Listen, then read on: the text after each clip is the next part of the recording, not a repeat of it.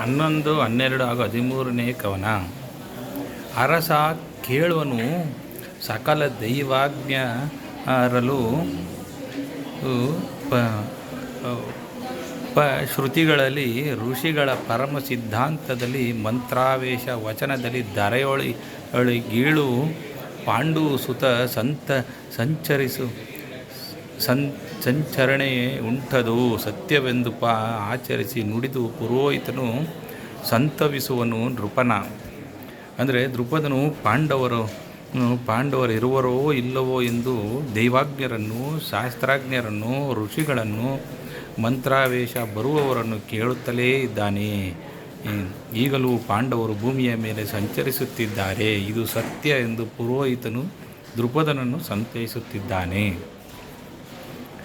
ಸರಿಸಿ ಜಾನನೆ ನೋಡಿ ನೃಪರಲ್ಲಿ ವರಿಸುವಳು ವಲ್ಲಭನ ಎಂದು ಪಚರಿಸುವನು ಸವಿ ವಾತುಗಳ ಸಾರಾಯ ಸೋನೆಯಲ್ಲಿ ಭರಿಸುವುದು ಬಹುದೇಶ ಭೂಮೀಶ್ವರನರೊಳು ಪುಣ್ಯದಲ್ಲಿ ಗೋಚರಿಸರೆ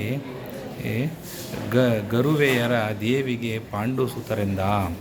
ಅಂದರೆ ಪುರೋಹಿತನು ಸವಿ ಮಾತಿನ ಸಾರದ ಮಳೆಗರೆದು ಎಲ್ಲ ದೇಶದ ರಾಜರನ್ನೂ ಕರೆಸು.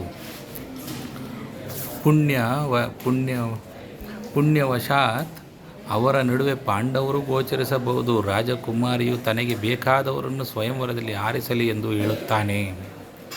ಅದೋಡಿ ಮಗುವಿನ ಮಹಾಪುಣ್ಯೋದಯ ಫಲವಹಿಸಲೇ ಬರೆ ಮೇದಿನೀಶ್ವರರ ಅಲ್ಲಿಗೆ ಲೇಖಾರ್ಥ ಸಂಗತಿಯ ಸೋದರರ ಸಹಿತ ಸುಯೋಧನನಾದಿಯಾದ ಸಮಸ್ತ ನೃಪರು ವಿವಾದವಿಲ್ಲದೆ ಬರಲಿ ಕಟ್ಟಿಸು ಪಾವುಡ ಎಂದ.